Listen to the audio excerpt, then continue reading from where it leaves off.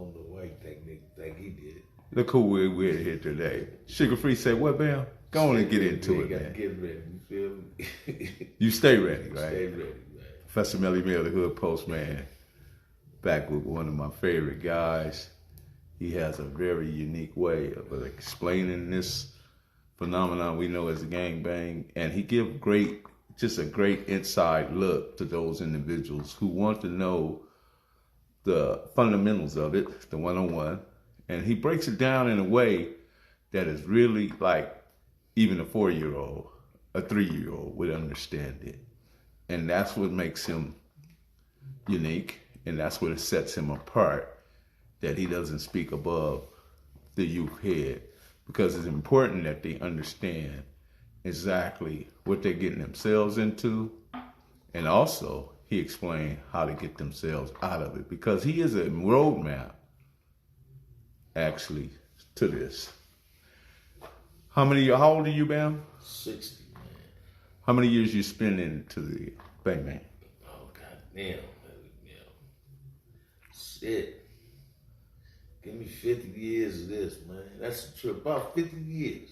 So, if we had to break it down, you spend over a century in the phenomena. Man. But you actually show how you get through it, because you went through various stages of it. You wasn't just a foot soldier. You had to show leadership. You had to even be a good soldier. Yeah. And you had to be a good uncle, a good homeboy, and just a great loved one. Just my explanation of it. I mean, that's true. Don't get me wrong, man. Shit. I'm not great in all them things, though. Okay, explain. I'm not great in all them. Explain it, Bam. Because sometimes my example wasn't of those titles you just gave. Sometimes my examples in life wasn't cool. If they ever had almost pulled me, like this ain't true. This when I was in my addiction, but you know, I ain't ashamed to tell no fuck about that, but I re-earned that worthiness from them. I re-earned that love and respect from my homies, nieces, and my nephews, because they got a nigga on the cry. You feel me? But I earned that back when I started doing that, as motherfuckers say, that grown man shit. You feel me, Melody? I want to learn. Can't nobody take care of me but me. You feel me what I'm saying? My homies, my nieces, and my nephews, my cousins, uncles, and aunties, and shit. Everybody that play a role in my life, my homegirl, homies. You, the homies, and rest in peace, my mother and them, all them. Y'all is what inspired me to be a better me. It's just two people, it's a Bam and it's a Sherwood. See, I'm learning how to not exist with Bam. Can you explain the two? Yeah, Give us Bam, an example. Bam is Bam is a persona, man. Bam is a persona. Like you watch some series of Godfather Harlem with Bumpy, you know, before Woodard portraying him, you know, that you get a persona about yourself. Sometimes your persona might be good to you, but might be distasteful to somebody else. It ain't that you're doing nothing wrong. It's just the swag in you. I talked to somebody yesterday. I talked to Puddin's sister, man. Sylvester Scott? Yeah. Tell them, listen to me, man. I was my big homie. I talked to her for like 45 minutes yesterday. Mm-hmm. Sherwood. I said, what's up? So now we getting Sherwood. Yeah. I said, because watch this, man. My big homies. See, when I was at Centennial, man, I was a mad little nigga with a little man complex. Doing a whole lot of crazy shit, disrespecting motherfuckers, but my big homies, Aiden, Dean, Lacelle, them, you know, Kenny Ellis and them, Junkie Fred, them niggas wouldn't let, nope, I'm talking about film, mean, Willie hurt them. Now, this is not just front of the pocket niggas. Carl was more important than you couldn't fuck with Lil Shirley. And all them niggas had them pretty girls on the west side, man. Junkie Fred had Tony. Aaron had Vicky, yeah. Ray Miller had Connie White. Fam, let me back up just a little bit. And I want to give you some facts, some data, and some statistics. And then you will be able to expound on it in a way that Damu Kiwe can understand. In other words, I want you to put it to where a 3-year-old can understand it. Oh, I got you. Okay, so in 1979, we lost Raymond under some mysterious set of circumstances. 1979, we also lost Mac Thomas, aka Cisco, under some more, just something that some of us know, others don't, so we're not gonna get into it, right? 1979, we also lost Tookie. We never saw Tookie again outside of a prison after that, and he was executed by the state of California for being, quote unquote, the Crip leader, right? Yeah. All these dudes were in leadership. And then also we could say we lost Ricky Silas. Ricky Silas was one of those people that really advocated and went hard. I mean, he was under Raymond, he was under Mac Thomas, and he was there, right? I'm saying all this to say this, man, that there are some things, there are some puppet masters that are pulling strings, because when you understand that the 1979 started the industrial prison culture, I'm talking about they started building prisons all over the state of California. I'm talking about they was building them. You understand? So what I'm telling you is they was already in preparation. They was already thinking ahead, and they was always looking down the road because of what is coming. Then we run into the 80s, right? After we lose all these individuals that was right, that could right the shit. Yeah. The 1979, we also got to think about the LA. LA went total to war with one another. I'm talking about they started beefing big time, killing Crips, Bloods, not so much the Bloods at the time, but the Crips were killing one another. And then established the prison context. Then all of a sudden they dropped tons and tons of cocaine into the city of LA. And that became the time bomb itself, because now there was more money. There was the expansion of buying more, because there was a time with 22s, 38s, shotguns. Then when that happened, bam, it just exploded. So talk to us about that era.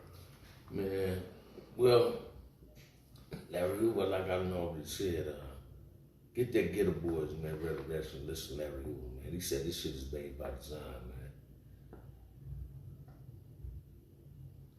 Always, I'm a firm believer, always being prepared for the abnormal. Mm-hmm.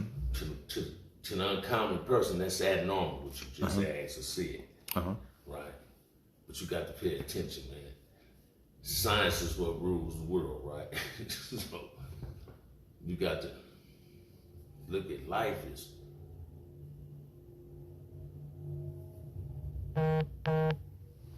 life is like a deck of cards. You shuffling this motherfucking deck every day. Mm-hmm. You know it ain't the 4 aces in the deck. And what are your chances of winding up one of them aces? Yeah, but that's what I was gonna say. But no, but you really want the wild card, that joker. Explain why you want the wild card. Because it can be whatever you want it to be, right? So shit. See, the chances of a motherfucker getting double aces, it's 98%. The chances of a motherfucker getting the king and a wild card, you can have double kings, or you can have an ace or a king. And I guarantee you on the flip, an ace or a king gonna show up. You feel me? Mm-hmm. So you can always be in the 99.5% of winning. So you got to look at your life like this, man. You know, drugs play a major role in what's going on in society. And white play a big role in that. Because he knew exactly what to do to drop it down to us and know what we was going to do. We tribal people. So that was one of them traps and one of them snares that we just didn't understand fully at the time. Exactly. But let me interject this though, man. One thing they fully understand, these 5 things, these 5 principles, that is chemistry, biology, science, mathematics, and physics. Yeah. Everything you see around you or that you ever been involved in life had those 5 principles. Without a doubt. And the people that sit in these think tanks that pretty much shape the life that's in front of us is observable reality, right? But there's some puppet masters that's leading us in certain ways. And part of what they do with that is that if your head is stuck deep down in religion and you figure that's all you need, then you're missing something, because there's a graduation for every grade. There's kindergarten, 1st grade, all the way up to 12th grade in college. In other words, the education really never supposed to stop. So continue to expound on that if you can. All right. See, I came through Melly Mill. I started gangbanging in 71. Mm-hmm. I went through that gangbanging era where my life gangbanging was kind of dying down. Motherfuckers wanted to be like, we wanted to be players now. You know, we found out money and girls will make the world go round, right? So this is what a nigga want. See, I came up in that era, man. The girl was pretty. She was fucking with the ugliest crib because he had the best reputation. You feel me? You ain't at the Mac at it. You feel me? Then I found out if you Mac at it, it's the best happening. You feel me? So you came through them eras, you know, you learn. But you was dressing the part because you came from the best dressers in the city. Tailored down. Don't get that wrong, Melly Mill. Shit, you know, I mean, I was just telling my stepson and my god sister, I said, shit, at Willowbrook, nigga, ask your mama. Monday through Thursday, I been Taylors and Pumas. Baby, them just called me a tennis shoe pimp. I wore Taylors and Pumas and Nikes when niggas just went Kroger Sacks and Chucks. Right, I was just a player nigga. John didn't get 2 pieces. I told him they gotta come just with Taylor slacks, nigga, me and baby, and Nick or something. But it was crippin', like Nipsey said, that fly crippin', right, Melly Mill. So the era changed. You know, I first touched my first 1,500 Melly Mill. I thought I was balling. That was money back in the day. Nigga go buy a car and go to Paradise Lobby, nigga buy all the corduroys and bear. And be fly. You feel me? We was learning things. Here come the drug, that PCP was drugged in. But wasn't no, PCP didn't create drug wars. PCP really in Compton and probably in LA, watch this. It opened up a pipeline for Bloods and Crips to really start having low-key relationships. You see, everybody found out, man, money is only green, there ain't nothing black on it dead. So why not admire some motherfuckers? I said, only white folks I admire is dead white people, the ones on the currency. I admire the shit out of them. Yeah, because I had a relationship with Randy McQuillan based on the water can. Yeah, so you got to look at it, man. I used to fuck with these dudes, so it changed. I'm gonna tell you how prison fucked a nigga up. See, before I went to the pen, man, I thought I was a player. I went to jail and had to do what I was taught to do when I was in jail.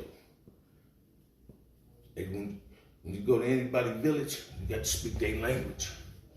You can't go in there not speaking their language. So I couldn't go up in there not speaking that language. And it rejuvenated. When you say their language, give us an example. I went in there on gangbang persona. Big Avron told me this in 79 on my way to prison, county jail. He said, nigga, you was out there selling water, nigga. You ain't got to come up in there and do nothing. Don't get up under nothing. I was a player, man. I had the little low-key perm. Then baby was really getting money. Fucking with Renee and them. Renee McGowan? Yeah, fucking with them. Frank Nitty and them, my other niggas. You know, it's a gang of these niggas that was putting us on. Frank Nitty from where? Frank Nitty, my big homie. Eddie Mo. These was player niggas, so these like Frank Van from the pocket was like a nigga in the game. I idolized that nigga. He was short, dark like me, had the squabble, had the chunkles, had all the fly bitches, so I ain't mind this nigga. Listen to me, man. When Frank got his first broom, it wasn't a day you wouldn't see me in that car with him, man. Frank, the nigga, made me store away and stay selling business. We go to Champions one time. My big homie went up there and got his biscuit shop. I learned a lot of shit from that nigga. Him a nigga named Polar. That's a hell of a name, Polar. Yeah. Polar was cold. Man, he taught me friendship. Just when I first got in my addiction, 1978, I went to Polar. I said, man, let me get 8 ounces of water. He said, nah, little nigga. Because if I give it to you, you ain't my friend. And I'm gonna want my money. You feel what I'm saying? I learned about friendship then. So that means I can't never come ask you for something that I can't give you back. You always seem to be placed in a scenario where you was learning life lessons. Because the game, when they say the game is not to be told, it's to be sold, you're sold by your bumps. It ain't literally saying you got to pay Melly Mill. See, if Melly Mill, let me watch this, man. Look at any movie, or any old black movie. I just told somebody this about me. Look at any old black movie, like Black Caesar, Fred Whittinger. He was the little boy that fuck with the rich people. So every day he was getting game. Every day, I said, look at Superfly, the OG Superfly. He was sharper than Skinner, and Skinner put him on. Right? So you got to, that's life changing. Here nigga wanted to get out the game. Fred Williams wanted to get out the game, but he had all the evidence on the white folks, the Jew nigga. So when we started thinking like that, we set. Did you also read Pimp by Iceberg Slim? I did. Cause see, he ain't no rapper pimp. That was Iceberg Slim was a real pimp. You feel me? He was a real pimp. And speaking on pimps, did you think a lot of Crips personify behind those characters or caricatures? Even Don You know what, Melly Mill, watch this. Hell yeah. Just how you threw it, I'm gonna tell you why. A lot of us started going through juvenile hall first. When I was a kid, guess what the urban novels was? Iceberg Slim, Donald Goins. See, Donald Goins got killed talking about that, because that shit was real what he was talking, right? Then my urban novels, when we get to the penitentiary, we start picking up that real literature. We was reincarnating Malcolm X and didn't nobody see it. Any real banker that got out there longer than 5 years will tell you, man, when I read that Malcolm book, man, I had to twist this Keithwayeism and this Damuism in a different way. Explain. Because you learn that your enemy is only your friend. So my enemy and my friend is the same in one. On difference, what's said and what's done. Our actions can only fuck our friendship up, Melly Mill. You could have never been my enemy if you were never my friend. Right? It's just like I can't hate shit I ain't never loved. That's too much motherfucking energy. That's just me. Why would a motherfucker want to keep his enemy closer than his friend? When a motherfucker only want to keep his friend closer. Come on, man. Shit, look at death. Look at all the mysterious deaths of gang members. Like the ones we just expound on. Yeah, but look at them though, Melly. Yeah, when you see it like that, you got to, damn. Do a motherfucker play a role in this? See, sometimes we choose our fate, our destiny. I'm trying to choose mine now, Melly Mill. I've been in jail all my life. Then my next life be alive on the streets. I want to grow old nigga with a cane on the porch and some Air Force Ones and some Dickies on. Sipping on some sweet tea. Looking like that nigga on the Tyler Perry show with my dear brother. You feel me? With a bottle full of Viagra for me. Listen to me, man. Life is so fucked up. I see these videos now, Melly, man. That shit hurts me. How black folks are forgetting how to be black. See, that's our motherfucking problem, man. So you saying they forgetting to be how to be black? The reason I said I ain't talking about when motherfuckers call motherfuckers bougie. That ain't what I'm saying. They forgetting that this ain't an emulated world where everything is emulating you. Everything that's not of your complexion is trying to be what you are. Mm-hmm. Yet they ain't taking up the trait to destroy their community. They only come to where we live at and want to destroy each other. We being set up, and like Dr. X said, in Machiavelli, what make you ashamed of being black? We forgetting, man. Black ain't a culture. Black is a motherfucking race. You feel me? Mm-hmm. You can't run from this black race. You can run from culture, though. But it's all forms of black culture. We got to all learn how to be like in the skittle bag. It's the variety that make the spice. So let me ask you a question. If our culture was conditioned, and like, because going back to the 79, when the Crip Wars started, we lost Tookie, Raymond, Michael Silas, and we lost Mac Thomas, right? Yeah. If that's culture, who conditioned that culture to respond in the way it did? Because listen to me, bro. The government play a role in that too, man. They start sending niggas to these penitentiaries. Me, for example, go up in there. See, the penitentiary really was a disfavor to the white people, to the government. Even though they got niggas and they might not never come home. But it was a disfavor because you sent some motherfuckers in there. They was never illiterate. See, our generation of Crippin' and those above us, we came up in that era where we was getting our ass whooped when we did school. You feel what I'm saying? Mm-hmm. Every generation did, and our generation on damn motherfuckers sold education shit to us. Mm-hmm. So we went in the penitentiary and we started reading books. Mm-hmm. Oh, this is a cold scenario for the say too. We go up in that penitentiary, we started reading books.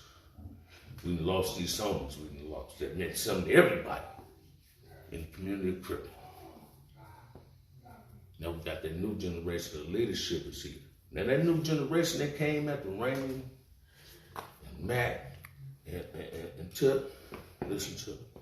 That was a hell of a generation. Al, Sumo, Big Sparks, Stretch Eagleman, even some more Crip niggas I can name from other hoods. You feel me? Chip Simmons. You feel me? Heron. Soldier, and other niggas, even Willie Gaither. Then I can go name them some damn moves.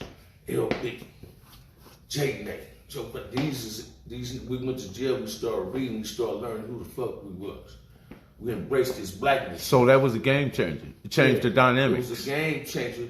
Then, watch this. The game changer was this, Mel. Now I'm getting to say, game changer was this. I want you to reflect on this after you leave the day. Game changer was, once the structure of gang activity came to the table, you separated the real. Separated two real motherfuckers. I ain't gonna say from one real and what was fake. Just separated, you feel me? They found out that what split the Red Sea wasn't just Jesus. You feel me? Listen to me, that's what I'm saying. What I'm telling you is, they created these pens, they started sending these Crip dudes, these blood dudes, to the penitentiary. That's why some that's older than me, some that was over the big hammer on them. Some of them probably went to pen with no thing is blood. Crips didn't have a structure. You feel me? So they was chose to choose something else. But here you got these other dudes, they started reading books. So they lace you. Now you being groomed. See, the best soldier is a soldier that knows about himself. See, everything you can tell me about myself that I'm doing wrong, Melanie, I'm supposed to agree to it if it's the truth. And you ain't gonna tell me a lie. So that means you feel the same, what run through my veins, run through your veins. Because I know for a fact, Melanie, I ain't talked to you sometimes 2 or 3 days, right? For some strange reason, if you had called me, but every time I know I'm going through something, I know one nigga who go always answer that phone. That's Melly Mill. You feel what I'm saying? Right. So I'm learning to extend this in my friendship. I didn't establish a brother relationship. We just don't want to say who the oldest in the motherfucker. Okay. You feel what I'm saying? Because you give me my balance. But don't nobody else listen to me. And the best part about it, we can never have a 5-second conversation. It gets so good, somebody got to call each other phone before we can get off the phone. Mm-hmm. You give me what I need. You ain't my Dr. Phil, you're my brother. So it's different. I want you to be no white man. I want you to be my brother. Fuck Dr. Phil. You feel me? Right. But we got to learn that blackness is embracing each other. That blackness is lifting each other. One of my little homies posted something on Facebook. What he say? Oh yeah, on your nigga, if you can take a nigga. I said, no, man. You my nigga. A real nigga, you gonna uplift a nigga. I don't care what terms you use it in. You feel me? It's the science to this shit. And then you got another generation. So we done went all the way down to these BGs, these TGs, and these OTGs. That's all our generation wrapped in one. Mm-hmm. And they doing it right. Don't get me wrong. They doing it right. You got to know they doing it right. Cause our little homies from the city, they reach out to us. See, each city is different. I ain't talking about Los Angeles like that. But I hope I don't never hear a brother out down Milwaukee way. So man, let's kill the mama. Let's kill. No, we don't. Compton always played different. So what you got to understand when these youngsters, man, life is like a game of chess. If you be a good pawn, you might get the queen back if somebody take it. That's what soldiers do. That's what soldiers is meant for. See, you ain't gonna always be a pawn. You can become a bishop. You can become a knight. You can become a castle. And you can become a queen again, but you can never become one king. That's it. That's the only piece you can't trade. But bam, pawn, you need the pawn again. Bam. What about this part though? Where the king, queen, pawn, rook, knight, whatever, at the end of the game, they all go in the same box. Exactly. So you got to learn how to coexist, because you get to choose what color you is. Right. Now listen to me, man. I just told one of my homies this. I said, what's making me survive in society is everything I think I know I might get into it with, I look at them motherfuckers like it's a gun tower. I gotta imagine every gun tower side of it.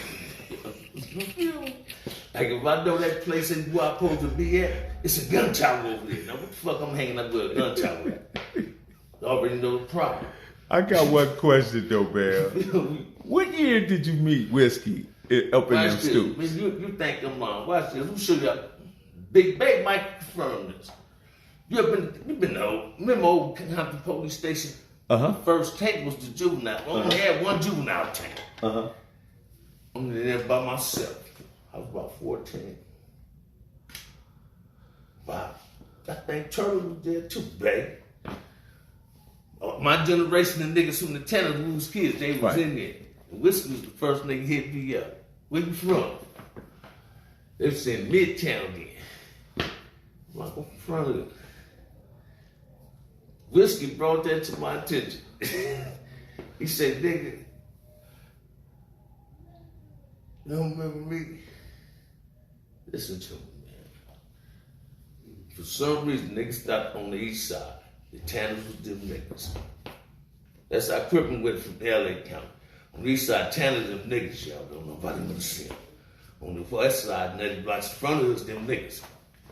Them niggas, they get out there, y'all. So Pete, every Tanner I met, it started right in that county police station.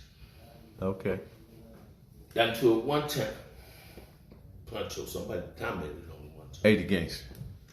Not baby gangster. 80. That was his name. 80 Gangster. Like an 80 Gangster. This dude, you know, Puncho, man. Didn't know Puncho. Different time this was story. Anyway, every channel was my nigga. For some reason, I guess that was that front channel shit young niggas started back. Well, I mean, the reason, let me say this though, man. Crazy. The reason why I bring all that up, because I got a surprise for you, and I want to hand it to you right now. I see it. Let me see. Let me hand it to This you me? right now. Yeah, this is for you. Yeah, that's my My nigga. body right here, y'all. This is Bam, man. Y'all, This this one one, nigga. This Whiskey. Bam. Yeah. Look here, man. I got a love for you, man, and I got that for you. Thank you, my brother. And I knew you would appreciate it. Yeah. Oh man, watch this. Redbird loved to hear my story about me and Whiskey, right? Listen to me, man. He said, man, niggas said every time you and Whiskey hit the yard. He said every time you and Whiskey hit the yard, I said, he be on the yard first. Whiskey tell the niggas to come and floss it. He gonna drink all day, but I take it there. Whiskey went on before me. Me and Whiskey could never get away from doing what we used to do. Everything Whiskey came home and did, he told me he was gonna do. That's my little nigga, man. Listen to it. Niggas used to pillow talk with Whiskey, thinking they was telling them secrets. You feel me? Whiskey put him on the spot. Oh, I ain't say that, Bam. You feel me? Listen to me, that was my brother, my comrade, and a real homie. And Whiskey had that brother, and he embraced an inch. My brother second time went to prison, he kept telling him Bay and all of them. He said, man, Harold was the only nigga call him Little Bam. You feel me? Them niggas embraced it. Whiskey was my nigga, man. DeWitt Johnson. So, man, as we come to a close on this, Bam, can we say a prayer for the fallen soldiers, man? So we got to. Please, let's give them 30 seconds. As we come to you, humblers, we know how to get Father today. We ask you to pray for the sick and the wicked. You feel me? And bless us, those who want to continue living and advocating peace amongst our race. In Jesus' name I pray, amen. Amen. And I pray that by the gate and truth and honor be our exit, and likewise that we enter it with truth and honor. And let our Creator increase us in intellect, knowledge, and understanding, and purify our hearts, and help us be better fathers, brothers, sons, uncles, friends, homeboys, comrades, and man, and just let us just be blessed in this moment right now, Bam. Me and you, we're blessed right now because we're speaking to each other. And the last time I actually seen Bam, but prior to I saw him on 75th Man. and Hoover, I hadn't seen Bam since the 80s. But I seen him on 7, I think it was like 2012 or 11 or something. Yeah, 2012. Yeah. Huh? I hadn't seen Bam. So it was a blessing seeing him then. It is a blessing now. And I have seen the growth in Bam, and I appreciate him. And I appreciate him sitting down with Professor Melly Mill, the Hood Postman. Man, y'all know that vibe. Click the notification bell. Like, subscribe, and share, and drop a comment, because Bam will definitely respond to your comments. What do you got to say going out, Bam? Hey, man, peace be on everybody, man. Everybody just stay prayed up, man. There it is. There it is. Prayed up. Man. We're out. You know. Yo, Melly Man, what's up?